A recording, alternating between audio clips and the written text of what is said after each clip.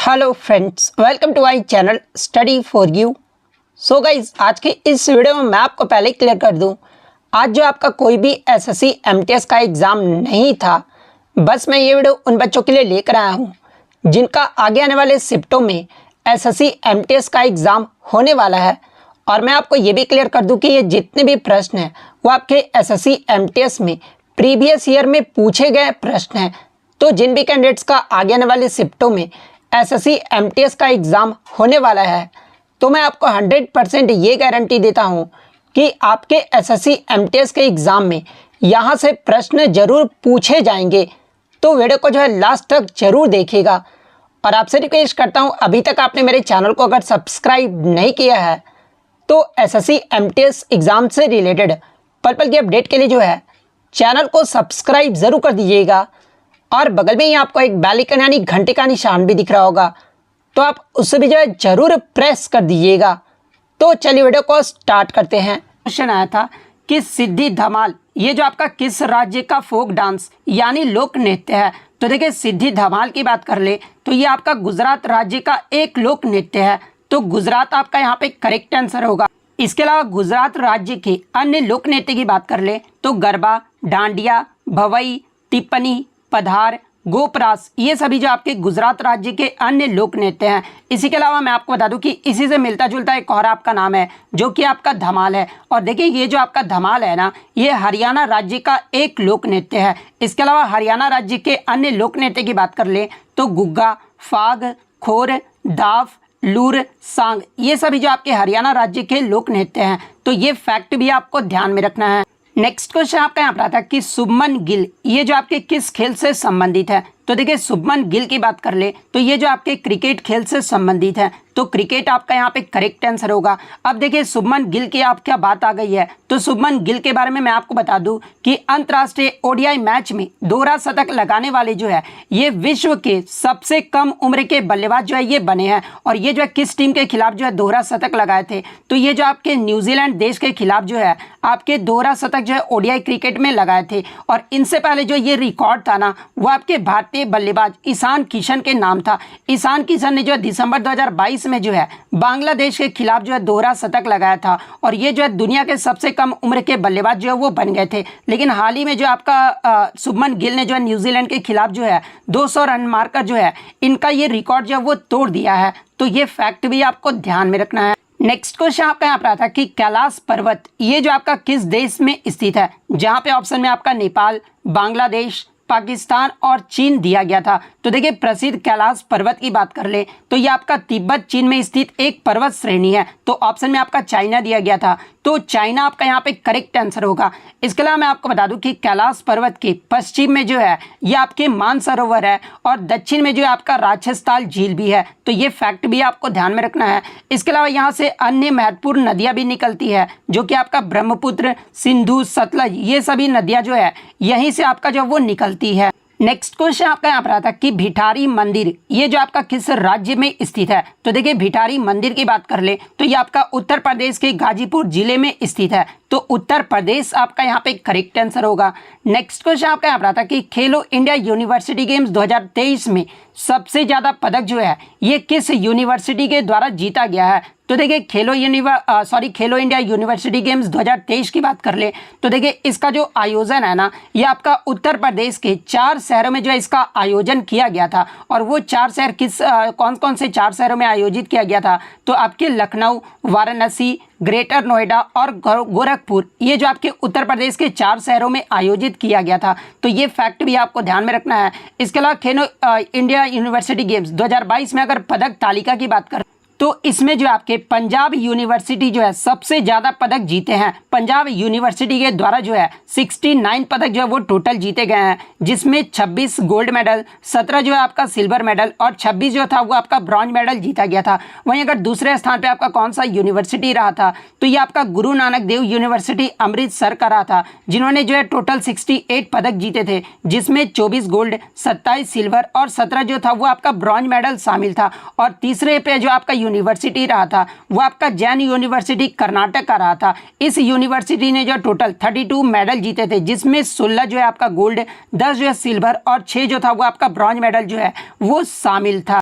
इसके अलावा एग्जाम में पूछा जाता है कि खेलो इंडिया यूनिवर्सिटी गेम्स का पहला संस्करण जो है ये आपका कब हुआ था और कहां पर आयोजित किया गया था। तो देखिए खेलो इंडिया यूनिवर्सिटी गेम्स का जो पहला संस्करण है ना ये आपका 2020 में उड़ीसा के भुवनेश्वर में जो है आपका आयोजित किया गया था। तो ये फैक्ट भी आपको ध्यान में रखना है।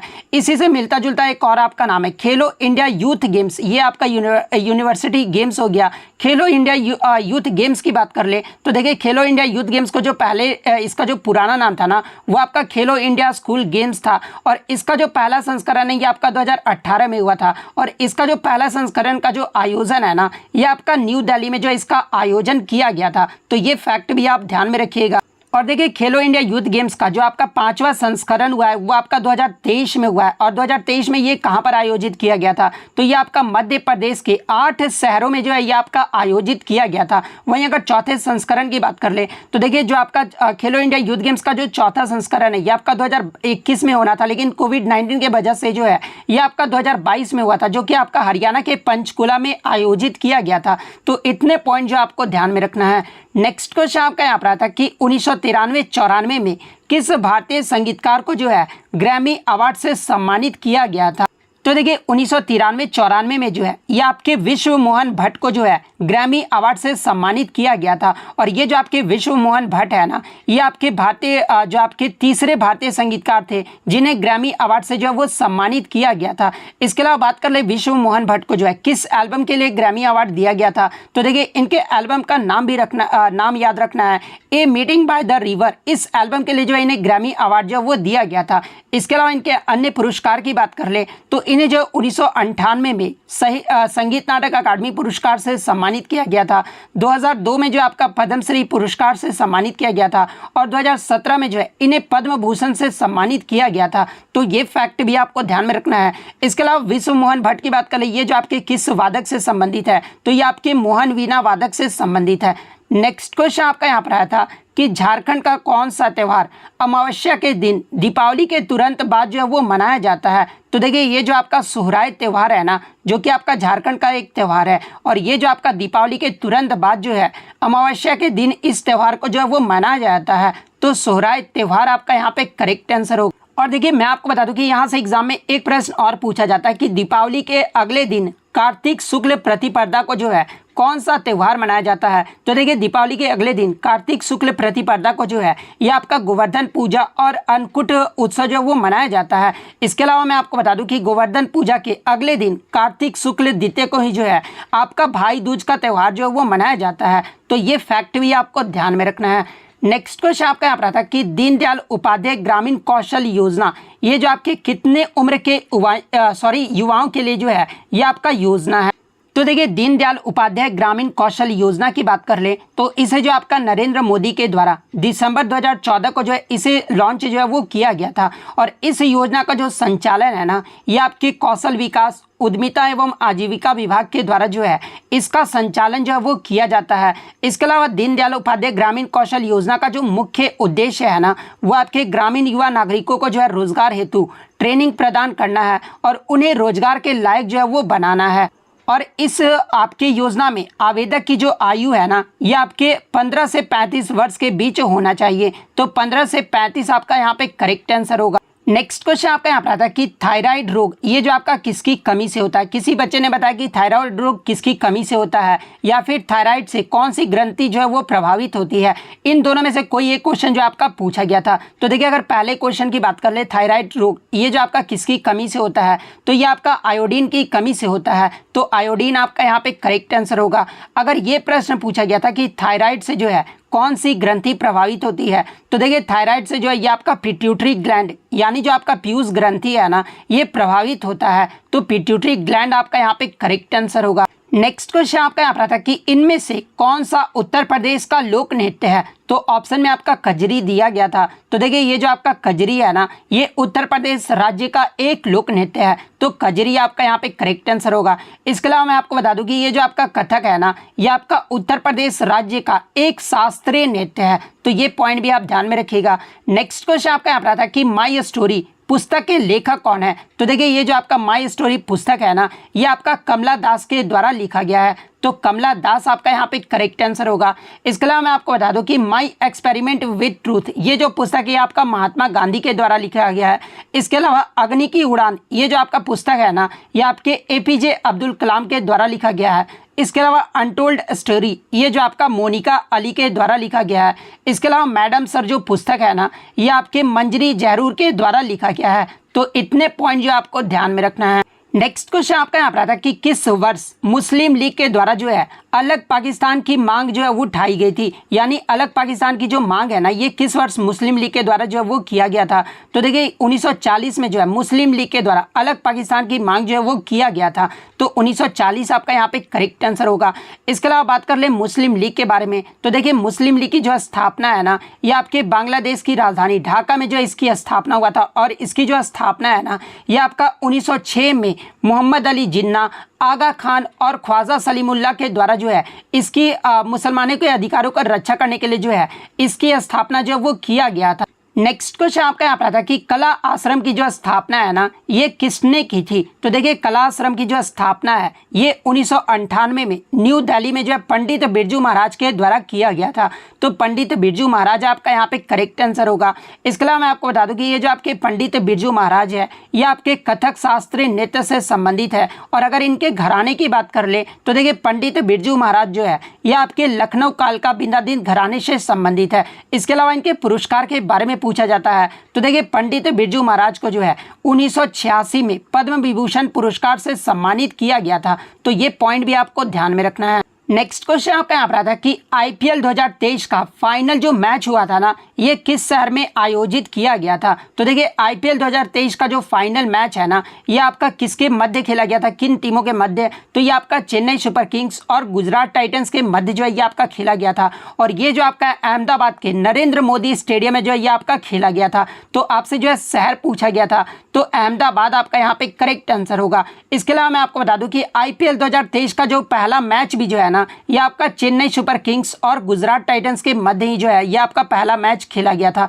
इसके अलावा आईपीएल 2023 का विजेता टीम कौन रहा है। तो देखिए विजेता टीम जो है ये आपका सीएसके यानी चेन्नई सुपर किंग्स रहा है। और उप विजेता जो है ये आपका गुजरात टाइटंस का टीम जो है वो रहा है। इसके अलावा बात कर ले चेन्नई सुपर किंग्स ने जो है आईपीएल के कितने खिताब जीत चुके हैं। तो आईपीएल का जो है ये 5 खिताब जो है वो जीत चुके हैं। इसके अलावा आईपीएल 2023 ये जो आपका कौन सा संस्करण रहा था, तो ये आपका 16वां संस्करण रहा था। तो ये फैक्ट भी आपको ध्यान में रखना है।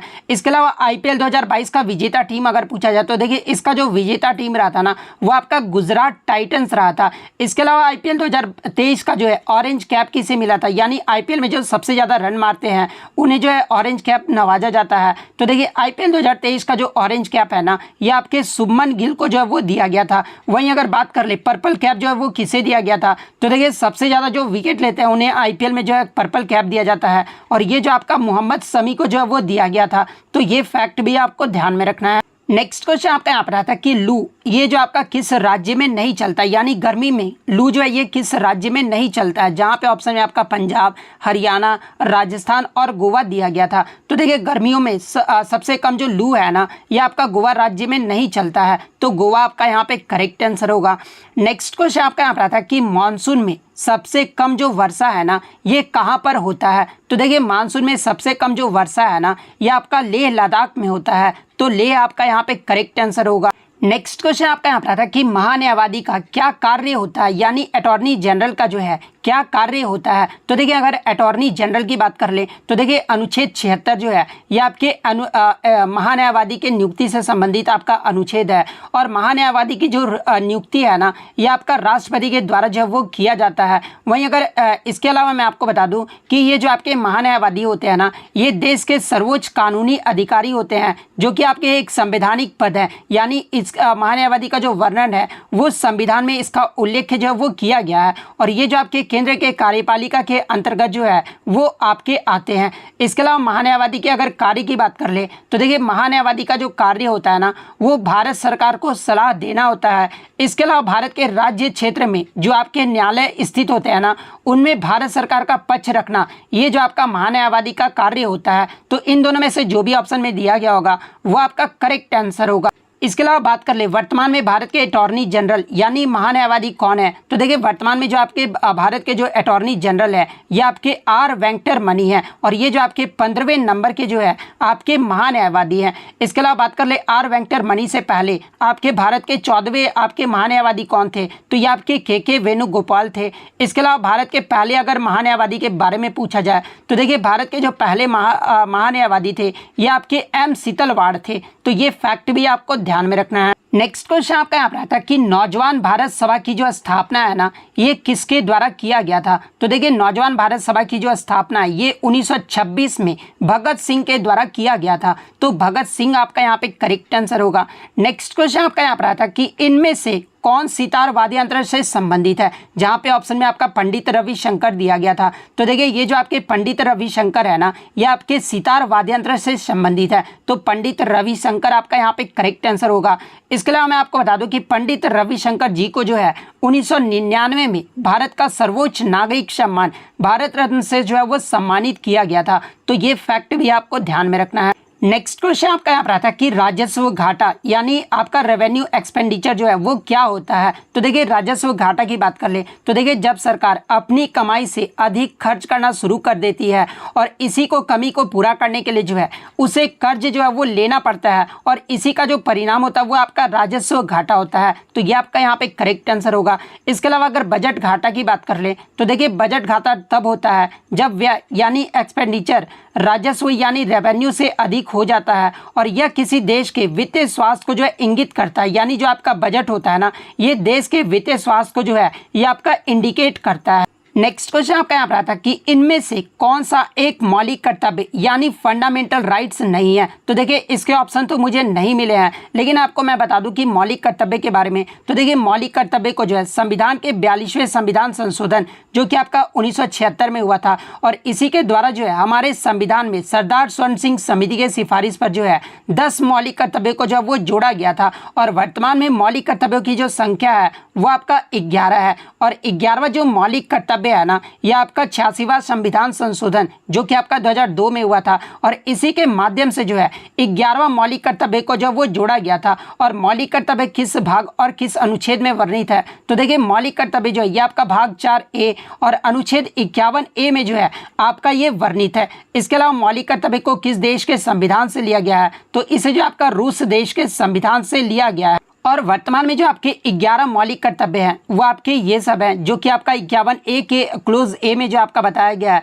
कि संविधान का पालन करना और उसके आदर्शों और संस्थानों राष्ट्रीय ध्वज और राष्ट्रगान का सम्मान करना, ये जो आपका अनुच्छेद 51A के क्लोज ए में बताया गया है। इसके अलावा आप 11 मौलिक कर्तव्य को जो वो देख सकते हैं, तो इसी में से आपका 3 ऑप्शन में दिया गया था। इसके अलावा जो आपका चौथा ऑप्शन होगा ना वो आपका यहाँ पे करेक्ट आंसर होगा। क्वेश्चन आया था कि प्लेइंग इट माई वे ये जो है किसकी ऑटोबायोग्राफी यानी आत्मकथा है, तो देखिए प्लेइंग इट माई वे ये जो आपका सचिन तेंदुलकर की ऑटोबायोग्राफी है, तो सचिन तेंदुलकर आपका यहाँ पे करेक्ट आंसर होगा। इसके अलावा मैं आपको बता दूं कि ये जो आपका प्लेइंग इट माई वे ये जो पुस्तक है ना ये आपका 2014 में प्रकाशित हुआ था और 2014 में जो है सचिन तेंदुलकर को भारत रत्न से सम्मानित किया गया था। इसके अलावा बात कर ले अन्य प्रमुख खिलाड़ियों की ऑटोबायोग्राफी यानी आत्मकथा के बारे में, जहां से आपके TCS के एग्जाम में प्रश्न पूछे जाते हैं, जैसे कि the taste of my life ये जो है किसकी ऑटोबायोग्राफी है, तो देखिए the taste of my life ये जो आपका युवराज सिंह की आत्मकथा है। इसके अलावा सनी डेज की बात कर ले तो देखिए ये जो आपका सनी डेज है ना ये सुनील गावस्कर की जो ऑटोबायोग्राफी है। इसके अलावा बीटिंग द फील्ड ये जो आपका ब्रायन लारा की आत्मकथा है। A straight from the heart ये जो आपका कपिल देव की जो है आपका ऑटोबायोग्राफी है। इसके अलावा मैं आपको बता दूं कि हरियाणा हरिकेन के नाम से ही जो है ये आपके कपिल देव को जाना जाता है और 1983 का जो वर्ल्ड कप हुआ था जिसका विजेता टीम जो आपका भारत देश रहा था उसमें जो है ये आपके भारत के जो है ये आपके कप्तान भी रहे थे। इसके अलावा a century is not enough ये जो आपका सौरव गांगुली की आत्मकथा है। इसके अलावा 281 एंड बियॉन्ड ये जो आपका BBS लक्ष्मण की आत्मकथा है। गेम चेंजर जो है ये आपका साइद अफरीदी की ऑटोबायोग्राफी है। नो स्पिन जो है ये आपका शेन वार्न की ऑटोबायोग्राफी है। एस अगेंस्ट ओड्स की बात कर ले तो देखिए ये जो आपका एस अगेंस्ट ओड्स है ना, ये आपका सानिया मिर्जा की ऑटोबायोग्राफी है। इसके अलावा ए शॉट एट हिस्ट्री, ये जो आपका अभिनव बिंद्रा की ऑटोबायोग्राफी है। अनब्रेकेबल की बात कर ले तो देखिए ये जो आपका अनब्रेकेबल है ना, ये आपका मैरी कॉम की जो है ऑटोबायोग्राफी है। इसके अलावा the race of my life, ये जो आपका मिल्खा सिंह की ऑटोबायोग्राफी है। प्लेइंग टू विन, ये जो आपका साइना नेहवाल की ऑटोबायोग्राफी है। गोल्डन गर्ल जो है ये आपका पीटी उषा की आत्मकथा है। इम्परफेक्ट की बात कर ले तो देखिए ये जो आपका इम्परफेक्ट है ना, ये आपका संजय मांजरेकर की जो ऑटोबायोग्राफी है। तो ये सारे फैक्ट जो आपको ध्यान में रखना है। नेक्स्ट क्वेश्चन आपका यहाँ पर आता है कि 54 वर्षों के बाद संतोष ट्रॉफी का जो विजेता टीम है ना, ये कौन सा राज्य बना है। तो देखिए अगर संतोष ट्रॉफी की बात कर ले तो देखिए संतोष ट्रॉफी जो है एक आपका स्टेट लेवल का जो है फुटबॉल टूर्नामेंट है। और इस टूर्नामेंट की जो शुरुआत है ना, ये आपका 1941 में आपका इंडियन फुटबॉल एसोसिएशन यानी भारतीय फुटबॉल महासंघ के द्वारा जो है इस टूर्नामेंट की जो शुरुआत है वो किया गया था। और हाल ही में जो आपका 2022-23 का संतोष ट्रॉफी हुआ था, जो कि आपका 76वां संस्करण रहा था। और इसका जो फाइनल मैच है ये आपका कर्नाटक और मेघालय के मध्य खेला गया था। और फाइनल मैच में कर्नाटक ने जो है मेघालय को 3-2 से जो है वो हरा दिया था। और इसी के साथ कर्नाटक की टीम ने जो है 54 वर्षों के बाद संतोष ट्रॉफी का विजेता टीम जो है वो बन गया है। तो कर्नाटक आपका यहाँ पे करेक्ट आंसर होगा। इसके अलावा एग्जाम में एक प्रश्न और पूछा जाता है कि 2022-23 का जो संतोष ट्रॉफी है ना, ये कहां पर आयोजित किया गया था। तो देखिए मैं आपको बता दूं कि 2022-23 का जो संतोष ट्रॉफी का जो आपका ग्रुप स्टेज का जो मैच हुआ था ना, वो तो आपका भारत देश में ही आयोजित किया गया था। लेकिन जो आपका नॉकआउट जो मुकाबला हुआ था ना, ये आपका सऊदी अरब में जो है आयोजित किया गया था। और ये पहला आपका मौका था जो कि आपका भारत से जो है बाहर जो आपका संतोष ट्रॉफी जो है वो आपका आयोजित किया गया था। इसलिए ये पॉइंट जो है आपको सबसे ज्यादा ध्यान में रखना है। पूछा जा सकता है कि 2022-23 का संतोष ट्रॉफी का जो फाइनल मैच है ये कहां पर खेला गया था। तो ये आपका सऊदी अरब में खेला गया था। तो ये फैक्ट भी आपको ध्यान में रखना है। नेक्स्ट क्वेश्चन आपका यहाँ पर आता है कि मित्र मेला एक जो आपका क्रांतिकारी संगठन था और इसकी जो स्थापना है ना, ये किसके द्वारा किया गया था। तो देखिए मैं आपको बता दूं कि मित्र मेला जो है एक आपका क्रांतिकारी संगठन था। और इसकी जो स्थापना है ना, ये 1899 में विनायक दामोदर सावरकर के द्वारा जो है ये नासिक में इसकी स्थापना जो है वो किया गया था। तो विनायक दामोदर सावरकर आपका यहाँ पे करेक्ट आंसर होगा।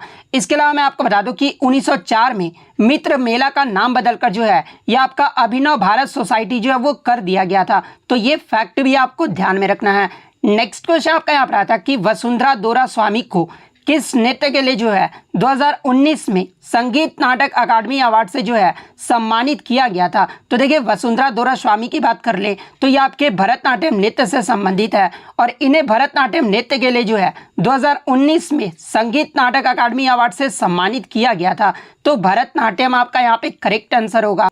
इसके अलावा अगर भरतनाट्यम की बात कर ले तो देखिए ये जो आपका भरतनाट्यम है ना, ये आपका तमिलनाडु राज्य का एक शास्त्रीय नृत्य है। और ये जो आपका एकल स्त्री नृत्य है, यानी अगर एग्जाम में पूछा जाए कि इनमें से कौन सा एकल स्त्री नृत्य है तो ये आपका भरतनाट्यम है। इसके अलावा भरतनाट्यम के प्रमुख कलाकारों की बात कर ले तो देखिए पद्मा सुब्रमण्यम, अलारमेल वल्ली, यामिनी कृष्ण मूर्ति, अनीता रत्नम, मृणालिनी साराभाई, मल्लिका साराभाई, मीनाक्षी सुंदरम पिल्लई, सोनल मानसिंह, वैजंती माला, स्वप्न सुंदरी, रोहिंटन कामा, लीला सैमसन और बाला सरस्वती, इन सभी का जो संबंध है ना, ये आपके भरतनाट्यम नृत्य से है। तो ये सारे फैक्ट जो आपको ध्यान में रखना है। नेक्स्ट क्वेश्चन आपका यहाँ पर आता है कि red earth and powering rain उपन्यास के लेखक कौन है। तो देखिए ये जो आपका red earth and powering rain एक आपका नोवेल है। और इस नोवेल को जो है ये आपका विक्रम चंद्रा के द्वारा लिखा गया है। तो विक्रम चंद्रा आपका यहाँ पे करेक्ट आंसर होगा।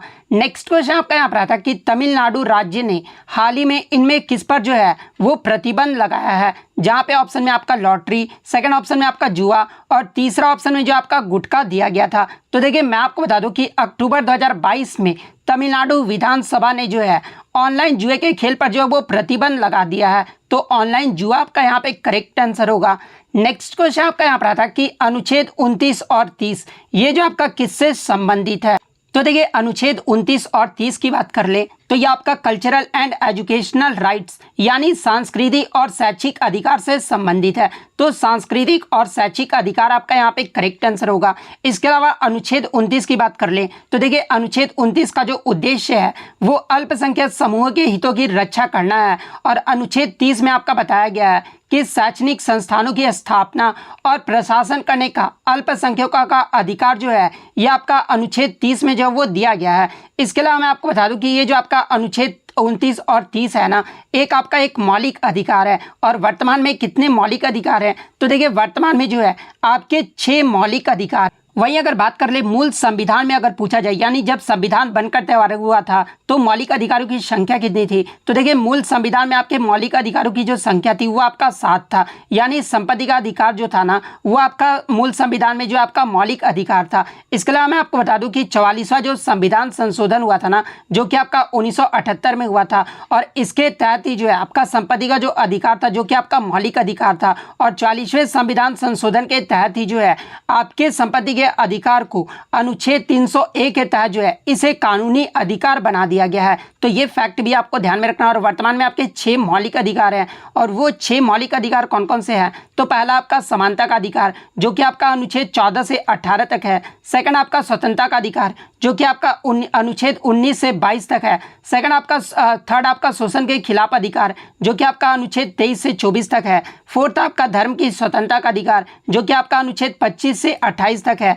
फिफ्थ आपका सांस्कृतिक और शैक्षिक अधिकार जो कि आपका अनुच्छेद 29 से 30 तक है। इसके अलावा छठा जो आपका मौलिक अधिकार है यह आपका संवैधानिक उपचारों का अधिकार है जो कि आपका अनुच्छेद 32 में है। तो ये सारे फैक्ट जो आपको ध्यान में रखना है। इसके अलावा मैं आपका मौलिक अधिकार की बात कर ले तो मौलिक अधिकार जो है ये आपका भाग 3 में है। और इसके अलावा मौलिक अधिकार का जो वर्णन है ये आपका अनुच्छेद 12 से लेकर 35 तक जो वो किया गया है। और मौलिक अधिकार को किस देश के संविधान से लिया गया है तो ये आपका यूएसए देश के संविधान से लिया गया है। तो इतने बात जो आपको ध्यान में रखना है। नेक्स्ट क्वेश्चन आपका यहाँ रहा था कि देश बंधु के नाम से ये जो है किसे जाना जाता है तो देखिए देश बंधु के नाम से जो है ये चितरंजन दास को जाना जाता है। तो चितरंजन दास आपका यहाँ पे करेक्ट आंसर होगा।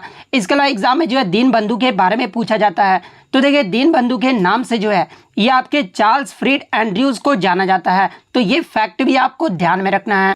नेक्स्ट क्वेश्चन आपका यहाँ रहा था कि ओडीआई वर्ल्ड कप 2011 का ये जो फाइनल मैच है ना ये किस स्टेडियम में आयोजित किया गया था तो देखिए ओडीआई विश्व कप 2011 की बात कर ले तो यह जो आपका 3 देशों में आयोजित किया गया था। और वो 3 देश कौन कौन से थे तो पहला आपका भारत, श्रीलंका और बांग्लादेश। ये 3 देशों में जो है आपका 2011 का ओडीआई वर्ल्ड कप जो है आयोजित किया गया था। वहीं अगर बात कर ले इसका जो फाइनल मैच है ये किस स्टेडियम में आयोजित किया गया था तो देखिए इसका जो फाइनल मैच है ना ये आपके मुंबई के वानखेड़े स्टेडियम में आयोजित किया गया था। तो वानखेड़े स्टेडियम आपका यहाँ पे करेक्ट आंसर होगा। इसके अलावा बात कर ले ओडीआई वर्ल्ड कप 2011 में विजेता टीम कौन रहा था तो विजेता टीम जो है आपका भारत देश रहा था। और भारत के जो कप्तान रहे थे उस समय वो आपके MS धोनी रहे थे। वहीं अगर उपविजेता की बात कर ले तो उपविजेता जो देश है ये आपका श्रीलंका देश रहा था। इसके अलावा बात कर ले इसका जो पहला मैच है ये किसके मध्य खेला गया था तो देखिए 2011 का ओडीआई वर्ल्ड कप का जो पहला मैच है ना ये भारत और बांग्लादेश के बीच खेला गया था। और कहां पर खेला गया था तो ये आपका शेरे बांग्ला नेशनल स्टेडियम में जो वो खेला गया था जो कि आपका मीरपुर में स्थित है। नेक्स्ट क्वेश्चन आपका यहाँ रहा था कि बृहदेश्वर मंदिर ये जो आपका किस राज्य में स्थित है तो देखिए बृहदेश्वर मंदिर की बात कर ले तो इसे जो आपका राजा राजेश्वरम मंदिर भी जो वो कहा जाता है। और ये जो आपका तमिलनाडु के तंजौर में स्थित एक हिंदू मंदिर है। तो तमिलनाडु आपका यहाँ पे करेक्ट आंसर होगा। इसके अलावा मैं आपको बता दूं कि ये जो आपका बृहदेश्वर मंदिर है ना ये आपके भगवान शिव को समर्पित है। और इसका जो निर्माण है वो आपका 1003 से लेकर 1010 ईस्वी के बीच जो है चोल शासक प्रथम राजा चोल के द्वारा जो है इसका निर्माण जो है वो करवाया गया था। इसके अलावा मैं आपको बता दूं कि ये जो आपका बृहदेश्वर मंदिर है ये आपका यूनेस्को की विश्व धरोहर सूची में भी जो है इसे शामिल किया गया था। और कब शामिल किया गया था तो देखिए बृहदेश्वर मंदिर को जो है 1987 में यूनेस्को के विश्व धरोहर सूची में जो है इसे शामिल किया गया था। तो ये फैक्ट भी आपको ध्यान में रखना है। नेक्स्ट क्वेश्चन आपका यहाँ रहा था कि वायुमंडल के किस परत में जो है मौसम परिवर्तन होते रहता है। तो देखिए वायुमंडल के जो आपका जो ये आपका ट्रोपोस्फेयर यानी जो क्षोभ मंडल है ना, इसमें जो आपका मौसम परिवर्तन होते रहता है, तो क्षोभ मंडल आपका यहाँ पे करेक्ट आंसर होगा।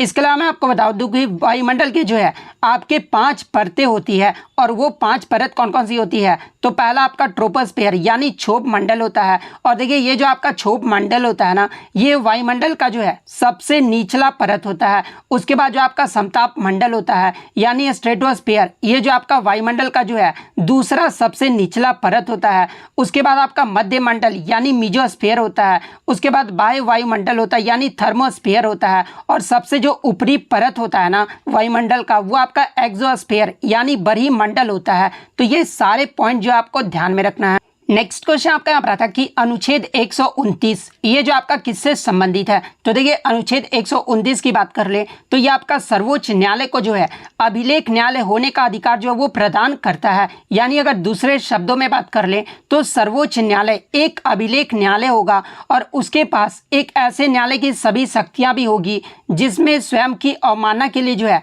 दंडित करने की शक्ति भी जो है इसमें शामिल किया जाएगा। तो अनुच्छेद 129 का आपका ये करेक्ट आंसर होगा।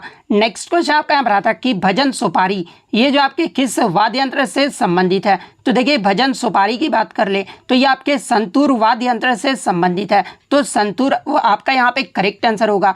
इसके अलावा प्रमुख वाद्य यंत्र और उनके वादक के बारे में जान लेते हैं, जहाँ से एग्जाम में प्रश्न पूछे जाते हैं।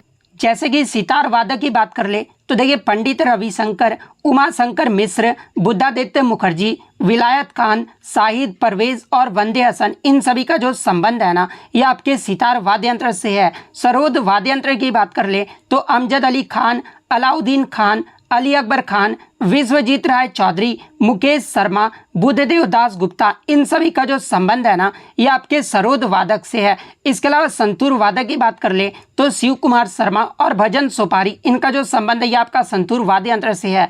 शहनाई वादक की बात कर ले तो बिस्मिल्लाह खान, अली अहमद हुसैन खान, दयाशंकर जगन्नाथ, इन सभी का जो संबंध है ये आपके शहनाई वादक से है। बांसुरी वादक की बात कर ले तो हरिप्रसाद चौरसिया, पन्नालाल घोष, राजेंद्र कुलकर्णी, वी कुंजमणि, इनका जो संबंध है ये आपका बांसुरी वाद्य यंत्र से है। तबला वादक की बात कर ले तो जाकिर हुसैन, अल्लाह रखा खान, गुदई महाराज, किशन महाराज, लतीफ खान, सुखविंदर सिंह, इनका जो संबंध है ये आपका तबला वाद्य यंत्र से है।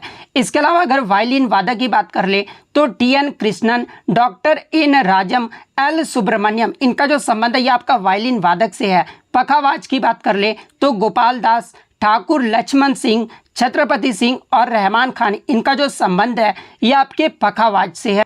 इसके अलावा अगर रुद्र बीना की बात कर ले तो उस्ताद सादिक अली खान, असद अली खान, इनका जो संबंध है ये आपका रुद्र वीणा से है। वीणा की बात कर ले तो एस बालाचंद्रन, कृष्ण भागवतार, बदरुद्दीन डागर, इनका जो संबंध है ये आपका वीणा वादक से है। मृदंगम की बात कर ले तो देखिए ठाकुर भीकम सिंह, जगदीश सिंह और पालाधार रघु, इन सभी का जो संबंध है ना ये आपके मृदंगम से है। तो ये सारे फैक्ट जो आपको ध्यान में रखना है।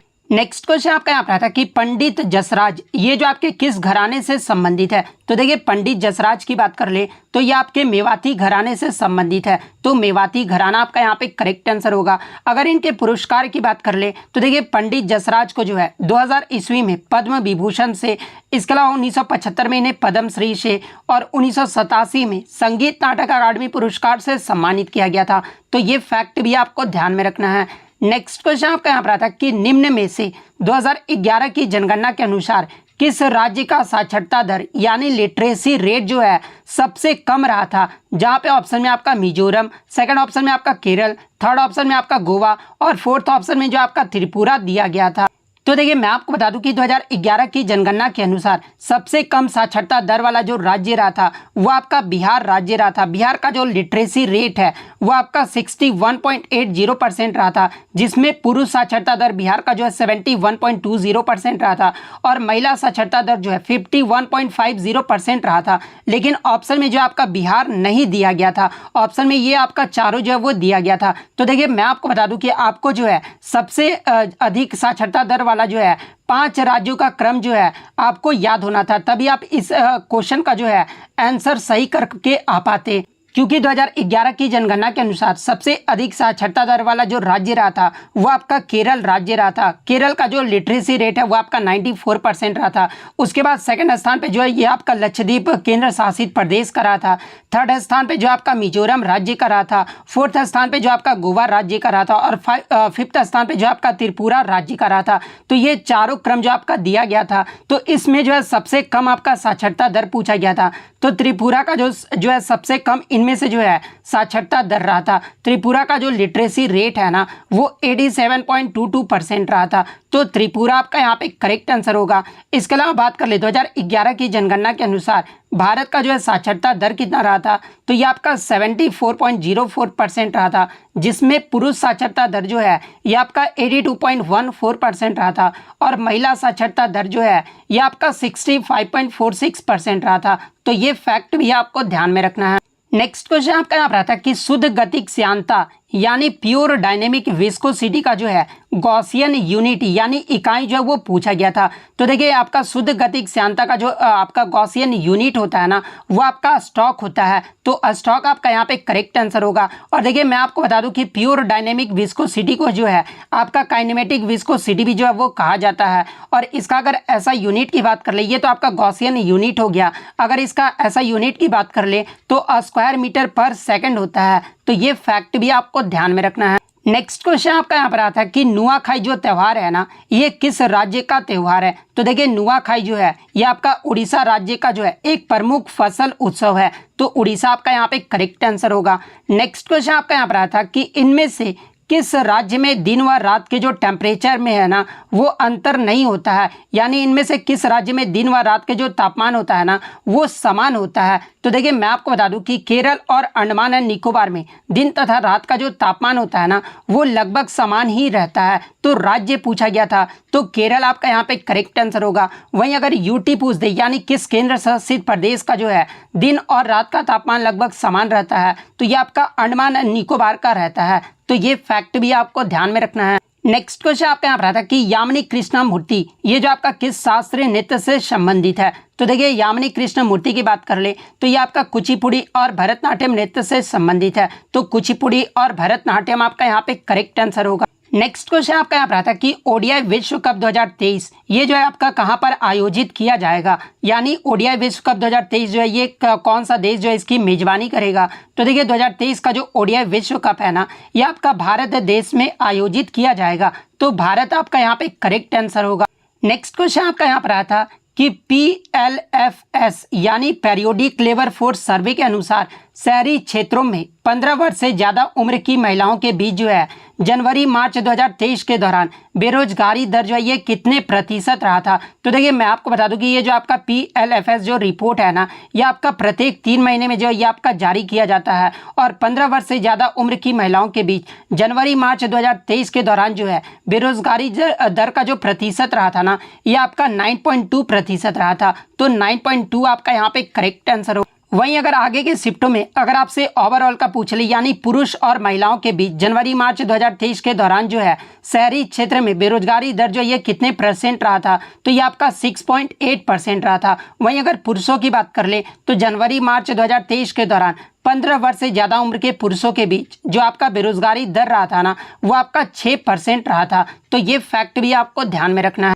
नेक्स्ट क्वेश्चन आपका यहाँ पर आता है कि रॉबर्ट हुक के द्वारा मृत कोशिका की जो खोज है ना ये कब किया गया था। तो देखिए रॉबर्ट हुक के द्वारा मृत कोशिका की जो खोज है ना ये 1665 में किया गया था। तो 1665 आपका यहाँ पे करेक्ट आंसर होगा। इसके अलावा एग्जाम में पूछा जाता है कि रॉबर्ट हुक के द्वारा मृत कोशिका की जो खोज है ना ये किस में रख कर किया गया था। तो ये आपका बोतल के कॉर्क के पतले टुकड़ों को कंपाउंड माइक्रोस्कोप के नीचे रखकर देखा गया, जिसमें जो आपके छोटे छोटे छिद्र जो वो नजर आए थे, जिसमें जो आपका कोशिका जो है वो कहा गया था यानी सेल जो है वो कहा गया था। तो ये फैक्ट भी आपको ध्यान में रखना है। इसके अलावा बात कर ले सबसे पहले जीवित कोशिका की खोज ये जो है किसके द्वारा किया गया था। तो देखिए सबसे पहले जीवित कोशिका की जो खोज है ना ये आपके 1674 में एंटोनी वान ल्यूएनहॉक के द्वारा जो है इसकी खोज की गई थी। तो ये फैक्ट भी आपको ध्यान में रखना है। नेक्स्ट क्वेश्चन आपका यहाँ पर आता है कि केंद्र सरकार की कैपिटल रिसिप्ट यानी पूंजीगत प्राप्तियों के जो है इनमें से कौन से उदाहरण है। तो देखिए अगर कैपिटल रिसिप्ट की बात कर ले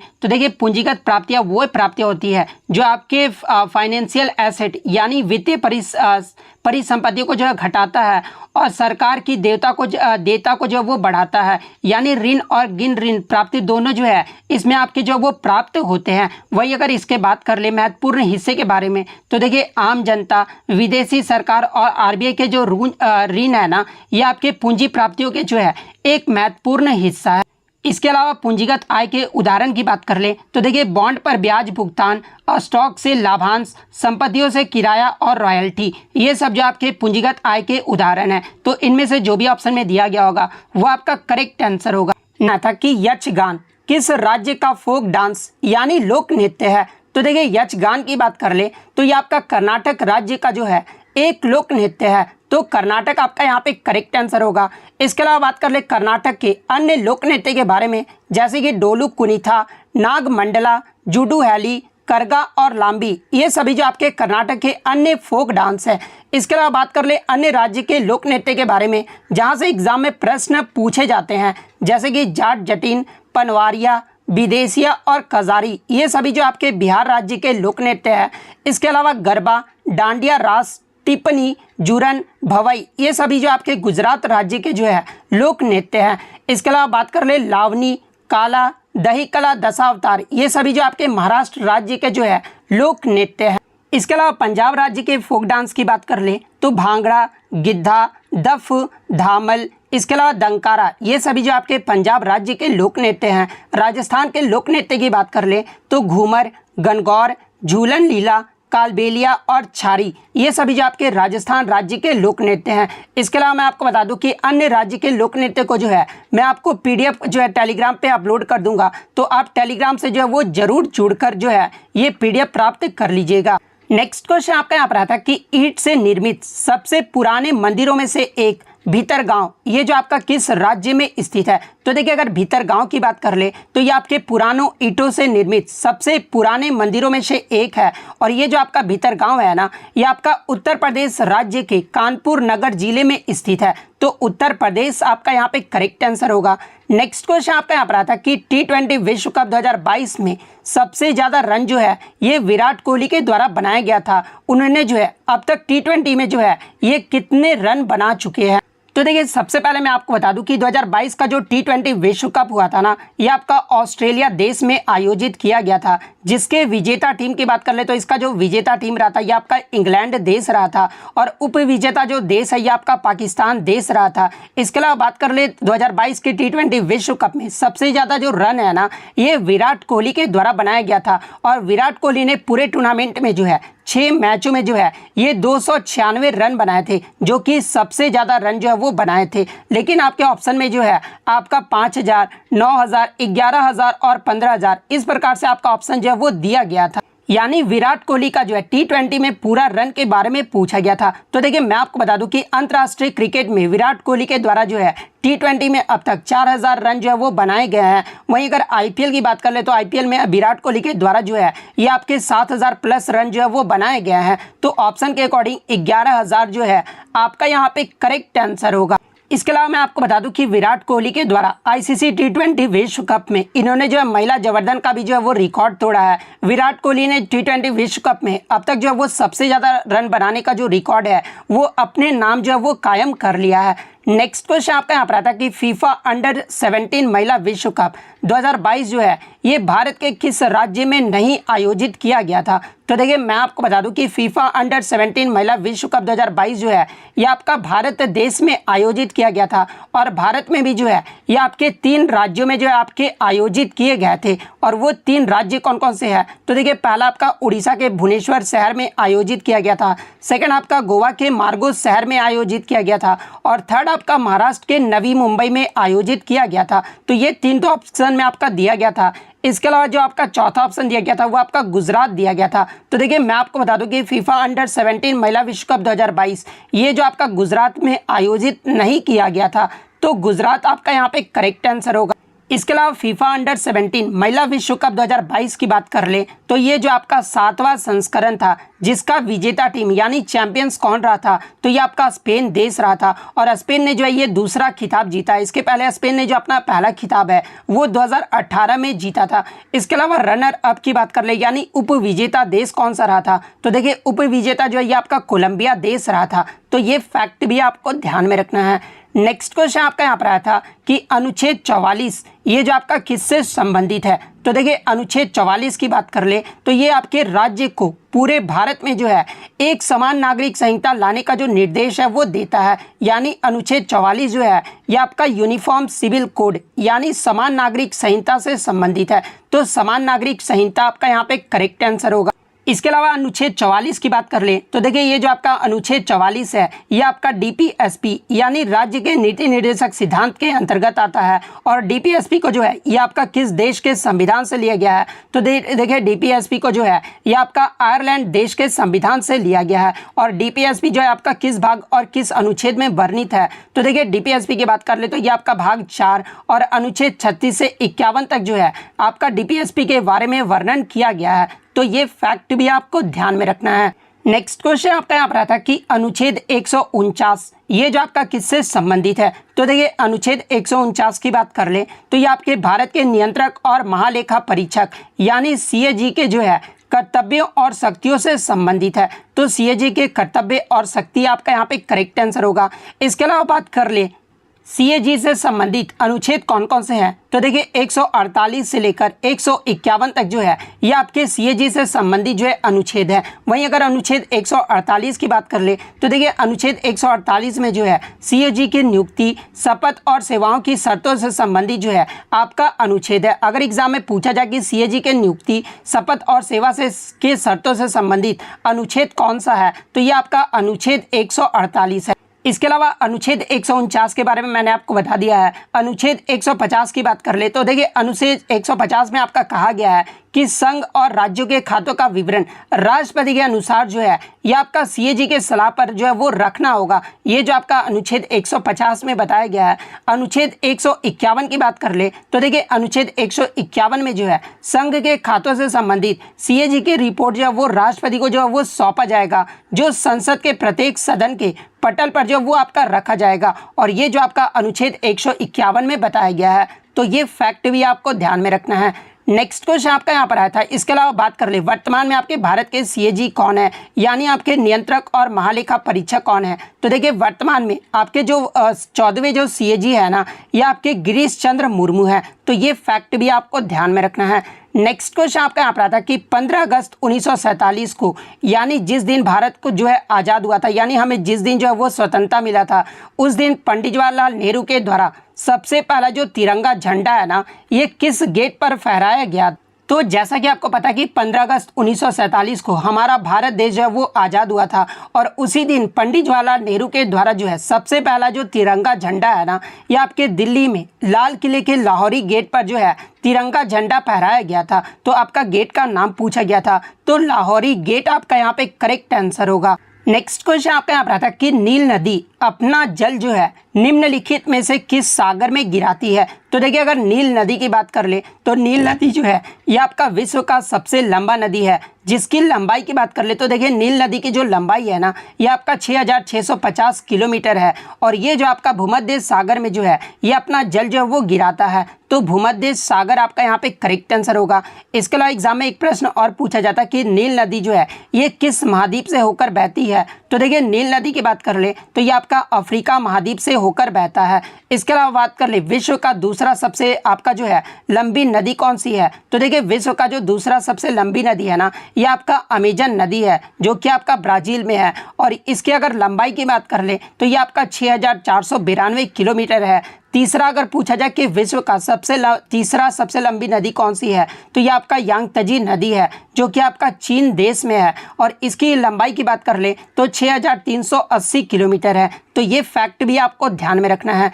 नेक्स्ट क्वेश्चन आपका यहाँ पर आता है कि कुमुदनी लखिया, शोभना नारायण और रोशन कुमारी ये जो आपका किस नृत्य से संबंधित है। तो देखिए कुमुदनी लखिया, शोभना नारायण और रोशन कुमारी की बात कर ले तो ये आपका कथक नृत्य से संबंधित है। तो कथक आपका यहाँ पे करेक्ट आंसर होगा।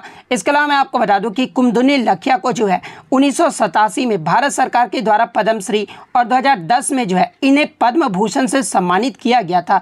इसके अलावा शोभना नारायण की बात कर ले तो शोभना नारायण को जो है 1992 में भारत सरकार के द्वारा जो है पद्मश्री पुरस्कार से सम्मानित किया गया था। इसके अलावा मैं बात कर लूँ कि कथक ये जो है किस राज्य का लोक नृत्य है, तो देखिए शास्त्रीय नृत्य है। तो देखिए ये जो आपका कथक है ना, ये आपका उत्तर प्रदेश राज्य का जो है एक शास्त्रीय नृत्य है। इसके अलावा कथक नृत्य से संबंधित प्रमुख नृत्यांगना की बात कर ले तो देखिए पंडित बिरजू महाराज, लच्छू महाराज, मालविका सरकार, शोभना नारायण, शंभू महाराज, अच्छन महाराज, सितारा देवी, भारती गुप्ता, दमयंती जोशी, बिंदादीन महाराज, कालका प्रसाद, चंद्रलेखा, सरस्वती सेन, गोपी कृष्ण, सुखदेव महाराज, इन सभी का जो संबंध है ना ये आपके कथक नृत्य से संबंधित है। नेक्स्ट क्वेश्चन आपका यहाँ पर आता है कि स्वर्णिम चतुर्भुज परियोजना का पूर्वी पश्चिम जो गलियारा है ना, यानी ईस्ट वेस्ट जो कॉरिडोर है, ये आपस में किसको जोड़ता है। तो देखिए अगर इस वेस्ट कॉरिडोर की बात कर ले तो ये आपका NH27 के अंतर्गत आता है। और ये जो आपका पूर्वी पश्चिम जो गलियारा है ना, ये असम के सिलचर से जो है गुजरात के पोरबंदर को आपस में जोड़ता है। तो सिलचर से पोरबंदर आपका यहाँ पे करेक्ट आंसर होगा। इसके अलावा अगर बात कर ले उत्तर दक्षिण गलियारा के बारे में, यानी नॉर्थ साउथ कॉरिडोर के बारे में, तो देखिए ये जो आपका नॉर्थ साउथ कॉरिडोर है ये आपका NH44 के अंतर्गत आता है। और ये जो है किसको जोड़ता है, तो ये आपका जम्मू कश्मीर से जो है कन्याकुमारी को आपस में जोड़ता है। इसके अलावा मैं आपको बता दूं कि ये जो आपका NH44 है ना, ये भारत का सबसे लंबा राष्ट्रीय राजमार्ग भी है। तो ये फैक्ट भी आपको ध्यान में रखना है। नेक्स्ट क्वेश्चन आपका यहाँ पर आता है कि 1873 Italy nerve image through the black reaction by which scientist brain, यानी 1873 में ये जो आपका ब्लैक रिएक्शन जो तकनीक बनाया गया था ना, जिसमें वैज्ञानिकों को न्यूरॉन्स की संरचना को दागने और देखने में सक्षम जो है वो बनाया गया था। यानी ये जो आपका ब्लैक रिएक्शन जो तकनीक है ना, ये किस साइंटिस्ट के द्वारा बनाया गया था। तो देखिए 1873 में इटली में जो आपका ये ब्लैक रिएक्शन जो तकनीक है ना, ये आपके कैमिलो गोल्गी के द्वारा जो है वो बनाया गया था। तो कैमिलो गोल्गी आपका यहाँ पे करेक्ट आंसर होगा। नेक्स्ट क्वेश्चन आपका यहाँ पर आता था कि नारी कुर्बान कुरीविकरण समुदाय ये जो आपका किस राज्य की अनुसूचित जनजाति यानी ST में शामिल किए गए हैं। और ये जो आपका संविधान संशोधन 2022 के द्वारा जो है इस समुदाय को जो वो शामिल किया गया है। तो देखिए 2022 के संविधान संशोधन के द्वारा नारी कोरावन कुरीविकरण समुदाय को जो है ये आपका तमिलनाडु राज्य के अनुसूचित जनजाति यानी ST की सूची में जो है इसे शामिल किया गया है। तो तमिलनाडु आपका यहाँ पे करेक्ट आंसर होगा।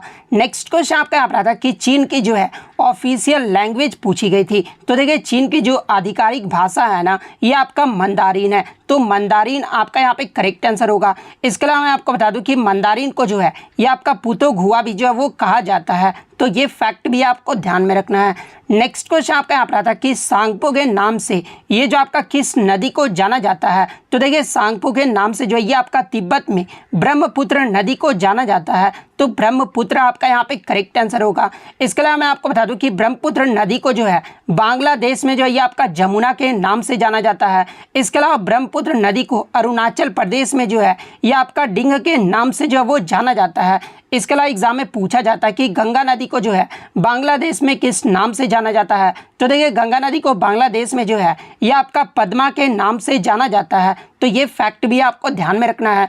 इसके अलावा ब्रह्मपुत्र के अन्य सहायक नदियों की बात कर ले तो देखिए ब्रह्मपुत्र की जो प्रमुख सहायक नदियां हैं वो आपका सुबनसिरी है, कामेंग है, मानेस, लोहित, तीस्ता और संकोच, ये सब जो आपके ब्रह्मपुत्र की जो है प्रमुख सहायक नदियां हैं। तो ये फैक्ट भी आप ध्यान में रखिएगा। नेक्स्ट क्वेश्चन आपका यहाँ पर आता है कि इनमें से किस संस्था की जो स्थापना है ना ये कोलकाता में किया गया था, जहाँ पे ऑप्शन में आपका प्रार्थना समाज, रामकृष्ण मिशन, आर्य समाज और सत्यशोधक समाज दिया गया था। तो देखिए अगर सबसे पहले प्रार्थना समाज की बात कर ले तो देखिए प्रार्थना समाज की जो स्थापना है ना ये आत्माराम पांडुरंग के द्वारा 31 मार्च 1867 को जो है ये बम्बई में किया गया था। तो आपसे जो है कोलकाता के बारे में पूछा गया था, तो प्रार्थना समाज तो आपका करेक्ट आंसर नहीं होगा। अगर वहीं अगर बात कर ले आर्य समाज के बारे में करें तो देखिए आर्य समाज की जो स्थापना है ये आपका दयानंद सरस्वती के द्वारा 10 अप्रैल 1875 को जो है ये आपका गिर गांव मुंबई में जो वो किया गया था। इसके अलावा सत्यशोधक समाज की बात कर ले तो देखिए सत्यशोधक समाज की जो स्थापना है ना ये 24 सितंबर 1873 को जो है पुणे महाराष्ट्र में ज्योतिबा फुले के द्वारा जो है इस संस्था की स्थापना की गई थी। इसके अलावा रामकृष्ण मिशन की बात कर ले तो देखिए रामकृष्ण मिशन की जो स्थापना है ना ये आपका 1 मई 1897 को स्वामी विवेकानंद के द्वारा बेलूर कोलकाता में जो इसकी स्थापना जो है वो किया गया था। तो कोलकाता के बारे में पूछा गया था तो रामकृष्ण मिशन आपका यहाँ पे करेक्ट आंसर होगा। नेक्स्ट क्वेश्चन आपका यहाँ पर आता कि महादेव गोविंद रानडे के द्वारा किस संगठन की स्थापना जो है वो किया गया था। तो देखिए महाविंद गोविंद रानडे के द्वारा जो है 2 अप्रैल 1870 को पूना सार्वजनिक सभा की स्थापना जो है वो की गई थी। तो पूना सार्वजनिक सभा आपका यहाँ पे करेक्ट आंसर होगा। नेक्स्ट क्वेश्चन आपका यहाँ पर आया था कि रानी मचैया को 2023 में जो है किस नृत्य के लिए पद्मश्री पुरस्कार से सम्मानित किया गया है। तो देखिए मैं आपको बता दूं कि 2023 में रानी मचैया को जो है पद्मश्री पुरस्कार से सम्मानित किया गया था और इन्हें किस नृत्य के जो है बढ़ावा देने के लिए किया गया था। तो देखिए कुर्ग का जो लोक नृत्य में एक आपका शैली उमथैट आता है, उमथैट नृत्य शैली के लिए जो है इन्हें 2023 में पद्मश्री पुरस्कार से सम्मानित किया गया था। तो उमथैट आपका यहाँ पे करेक्ट आंसर होगा। नेक्स्ट क्वेश्चन आपका यहाँ पर आता कि हिंदू कैलेंडर के अनुसार गुरु नानक जी का जो जन्मदिन है ना ये किस महीने में मनाया जाता है। तो देखिए अगर गुरु नानक जी की बात कर ले तो देखिए गुरु नानक जी जो है ये आपके सिख धर्म के संस्थापक और पहले जो है ये आपके सिख गुरु थे और इनका जो जन्म है ना ये आपका 1469 में कार्तिक पूर्णिमा के दिन जो है इनका जन्म जो है वो हुआ था। इसीलिए प्रति वर्ष जो है आपका कार्तिक मास की शुक्ल पक्ष की पूर्णिमा तिथि को जो है यह आपका गुरु नानक जी का जन्मदिन जो है वो मनाया जाता है। तो आपका जो है कार्तिक मास ऑप्शन में दिया गया था तो कार्तिक मास आपका यहाँ पे करेक्ट आंसर होगा। नेक्स्ट क्वेश्चन आपका यहाँ पर आया था कि इनमें से कौन सा शब्द जो है तैराकी यानी स्विमिंग में जो वो नहीं आता है। जहाँ पे बच्चे द्वारा 2 ऑप्शन मुझे मिले हैं। पहला ऑप्शन एक था कि बटरफ्लाई दिया गया था और सेकंड जो ऑप्शन दिया गया था वो आपका पेनल्टी कॉर्नर दिया गया था। तो देखिए ये जो आपका बटरफ्लाई जो शब्द है ये आपका तैराकी से संबंधित है, लेकिन ये जो आपका पेनल्टी कॉर्नर जो शब्द है ना ये आपका जो है हॉकी से संबंधित है, ना कि तैराकी से। तो पेनल्टी कॉर्नर आपका यहाँ पे करेक्ट आंसर होगा। नेक्स्ट क्वेश्चन आपका यहाँ पर आता कि कमलेश्वर प्रसाद सक्सेना को 2003 में साहित्य अकादमी पुरस्कार किस हिंदी उपन्यास के लिए जो वो दिया गया था। तो देखिए मैं आपको बता दूं कि 2003 में साहित्य अकादमी जो पुरस्कार है ना ये कमलेश्वर प्रसाद सक्सेना को दिया गया था और कमलेश्वर प्रसाद सक्सेना को जो है ये आपके कितने पाकिस्तान नोबेल के लिए जो है इन्हें 2003 का साहित्य अकादमी पुरस्कार दिया गया था। तो कितने पाकिस्तान आपका यहाँ पे करेक्ट आंसर होगा। इसके अलावा मैं आपको बता दूं कि कमलेश्वर जी को जो है 2005 में पद्म भूषण पुरस्कार से भी जो वो सम्मानित किया गया था। तो ये फैक्ट भी आपको ध्यान में रखना है। नेक्स्ट क्वेश्चन आपका यहाँ पर था कि मई 2023 तक इनमें से किन 2 संगीतकार को जो है भारत रत्न से सम्मानित किया गया था। जहाँ पे ऑप्शन में आपका जो है 2 पेयर करके दिया गया था और 2 ऑप्शन जो आपका दिया गया था एक तो आपका भीमसेन जोशी दिया गया था और सेकंड आपका पंडित रविशंकर दिया गया था। तो देखिए मैं आपको बता दूं कि भीमसेन जोशी एक ऐसे संगीतकार है इन्हें जो 2008 में भारत रत्न से सम्मानित किया गया था और पंडित रविशंकर ये जो आपके सितार वादक और संगीतकार भी है और इन्हें 1999 में जो है भारत रत्न से सम्मानित किया गया था। तो भीमसेन जोशी और पंडित रविशंकर आपका यहाँ पे करेक्ट आंसर होगा। नेक्स्ट क्वेश्चन आपका यहाँ पर था कि which is used to measure total output of goods and service in economy including depreciation, यानी इनमें से किसका उपयोग जो है मूल्यह्रास सहित अर्थव्यवस्था में वस्तुओं और सेवाओं के कुल उत्पादन को मापने के लिए किया जाता है। तो देखिए अर्थव्यवस्था में वस्तुओं और सेवाओं यानी जो आपका गुड्स एंड सर्विसेज के लिए आपका जो उत्पादन को मापने के लिए जो है ये आपका जीडीपी यानी ग्रॉस डोमेस्टिक प्रोडक्ट यानी सकल घरेलू उत्पाद का जो प्रयोग है वो किया जाता है। तो जीडीपी आपका यहाँ पे करेक्ट आंसर होगा। नेक्स्ट क्वेश्चन आपका यहाँ पर आता है कि 7th एब्यूंडेंट मेटल इन अर्थ क्रस्ट यानी पृथ्वी की पपड़ी में जो है 7वीं प्रचुर मात्रा में धातु कौन सी है। तो देखिए अर्थ क्रस्ट में जो आपके 10 मोस्ट एविडेंट एलिमेंट्स हैं यानी तत्व हैं, वो आपके सबसे पहले तो आपका ऑक्सीजन है। अर्थ क्रस्ट में ऑक्सीजन जो ये आपका 46% पाया जाता है। उसके बाद सेकंड पे आपका सिलिकॉन है। थर्ड में अगर आपका बात कर ले तो थर्ड में जो है आपका एल्यूमिनियम है। अगर तत्व की बात कर ले ये तो आपका एलिमेंट्स हो गया। अगर धातु पूछा जाए कि सबसे ज़्यादा अर्थ क्रस्ट में कौन सा धातु पाया जाता है तो ये आपका एल्यूमिनियम धातु जो है वो पाया जाता है। उसके बाद धातु में जो आपका आयरन धातु यानी लोहा धातु जो है वो पाया जाता है। उसके बाद आपका कैल्शियम धातु पाया जाता है। उसके बाद आपका सोडियम धातु पाया जाता है। उसके बाद आपका मैग्नीशियम धातु पाया जाता है। तो आपका जो है 7th most evident elements in earth crust पूछा गया था, तो मैग्नीशियम जो आपका यहाँ पे करेक्ट आंसर होगा। 8वां अगर पूछा जाए तो ये आपका पोटेशियम करेक्ट आंसर होगा। 9वें में आपका टाइटेनियम और थर्ड में आपका हाइड्रोजन एलिमेंट्स होगा। तो ये फैक्ट भी आपको ध्यान में रखना है। नेक्स्ट क्वेश्चन आपका यहाँ पे था कि इनमें से कौन सी पुस्तक जो है आयुष्मान खुराना के द्वारा लिखा गया है। तो जहाँ पे ऑप्शन में आपका जो है दिया गया था cracking the code my journey in Bollywood. तो ये देखिए ये जो आपका cracking the code my journey in Bollywood ये जो आपका आयुष्मान खुराना की ऑटोबायोग्राफी है और ये जो पुस्तक है इनके पत्नी और आयुष्मान खुराना के द्वारा ही लिखा गया था। तो ये ऑप्शन आपका यहाँ पे करेक्ट आंसर होगा। नेक्स्ट क्वेश्चन आपका यहाँ पे था कि कैलियम ये जो आपका किस तत्व का जो है वो आपका लैटिन नाम है। तो देखिए अगर कैलियम की बात कर ले तो ये जो आपका पोटेशियम तत्व का जो है ये आपका लैटिन नेम है। तो पोटेशियम आपका यहाँ पे करेक्ट आंसर होगा। पोटेशियम के सिंबल की बात कर ले तो पोटेशियम का जो सिंबल होता है वो आपका के होता है। इसके अलावा अन्य एलिमेंट के अगर लैटिन नेम की बात कर ले तो देखिए कॉपर का जो लैटिन नेम होता है ना वो आपका कपरम होता है और इसका सिंबल जो है वो आपका Cu होता है। गोल्ड का अगर बात कर ले लैटिन नेम क्या होता है तो गोल्ड का जो देखिए जो आपका लैटिन नेम होता है ना वो आपका ऑरम होता है और इसका जो सिंबल है वो आपका Au होता है। आयरन के अगर लैटिन नेम की बात कर ले तो देखिए आयरन का जो लैटिन नेम है ना ये आपका फेरम होता है और इसका जो सिंबल है वो आपका Fe होता है। लीड की बात कर ले तो देखिए लीड का जो सिंबल होता है वो आपका Pb होता है और इसके अगर लैटिन नेम की बात कर ले तो इसका जो लैटिन नेम है वो आपका प्लम्सम होता है। मरकरी के सिंबल की बात कर ले तो ये आपका Hg होता है और इसके अगर लैटिन नेम की बात कर ले तो हाइड्रोगाइरम ये जो आपका मरकरी का जो है लैटिन नेम होता है। सोडियम का सिंबल जो होता है वो आपका Na होता है और इसका जो लैटिन नेम है ये आपका नाइट्रियम होता है।